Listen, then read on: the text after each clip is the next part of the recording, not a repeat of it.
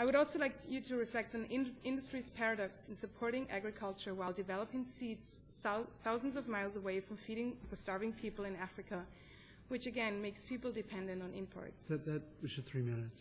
Okay. So your Thank final you so much. sentence? My final sentence is that the people of Kauai deserve to be asked a long overdue ethical question and the simple public disclosure how this sacred land is treated, the aina which a people considers their ohana, their akua, and that which feeds us.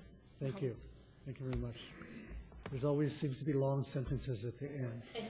But I appreciate the thought that goes into it, so thank you very much. Next speaker, please. Next speaker is Erica Schneider, followed by Brandy Titus.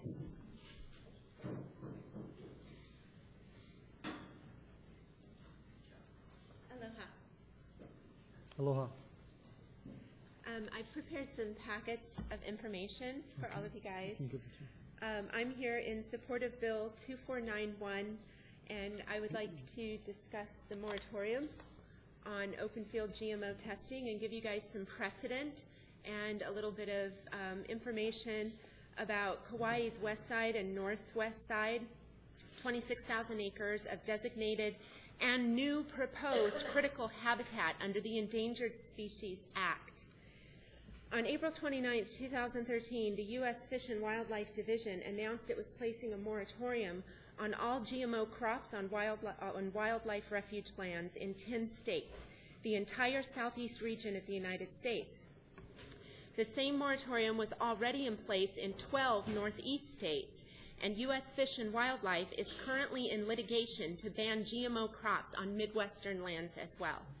This moratorium on all GMO crops, including unregulated ones, is now in 22 states.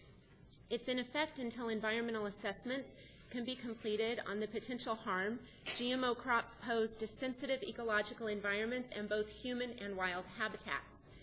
There is particular concern about the impact GMO crops and pesticides pose to migratory birds and wetlands, because they require substantially more applications of multiple pesticides.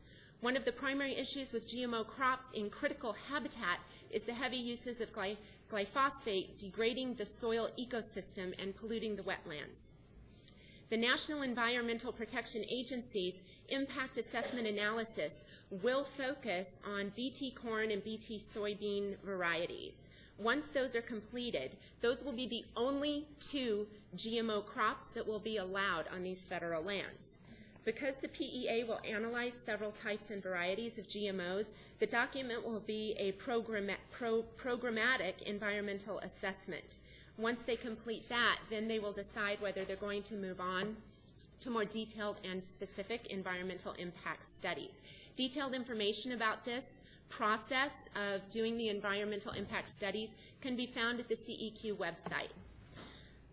Even prior to the moratorium, regional managers had an extensive application they had to fill out to justify the use of GMO crops. I've attached a copy of that questionnaire with this report because I think it brings up important questions as to how much we should be regulating GMO crops on Kauai.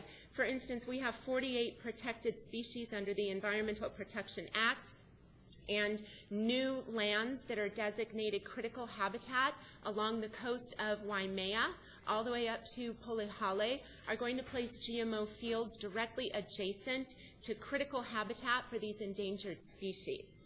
I've also included a map of Kauai outlining the U.S. Fish and Wildlife Service designated proposed new critical habitat and old critical habitat. And that was your 3 minutes, if you could close your final sentence. Considering the steps that U.S. Fish and Wildlife has taken to ban genetically modified crops temporarily until environmental assessments can be done, this is a very moderate and reasonable thing to do on Kauai, where we have more endangered species than any of those other states. Mahalo. Thank you very much. Next speaker, please. Next speaker is Brandy Titus, followed by Hope Kalai.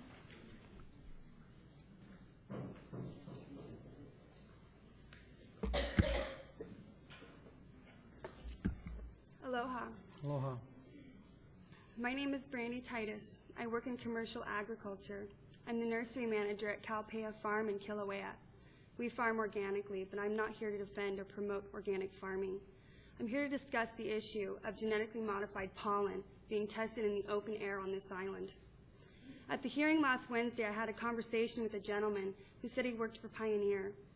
I expressed my concern that pollen-producing, genetically modified organisms not approved for human consumption are being tested in the open air here on this island. He asked me if I was growing corn, and I said that I'm trying to.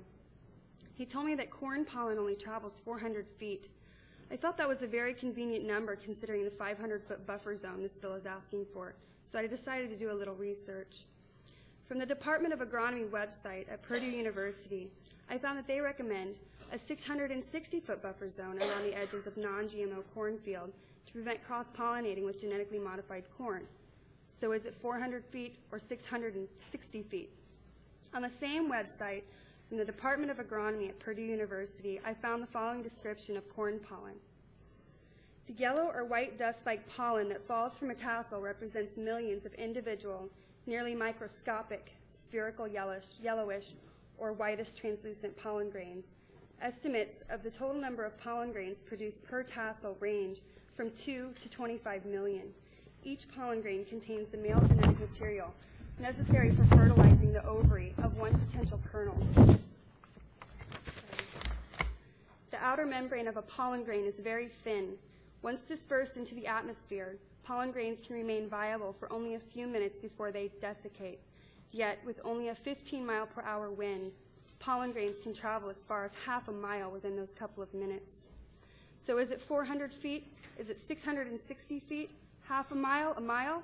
We're talking about corn pollen, experimental genetically modified corn pollen being tested in our open air on this island. That's unacceptable to me. I don't think it can be contained. It's not fair to us. It's unacceptable. Please pass this bill. Thank you very much for your testimony.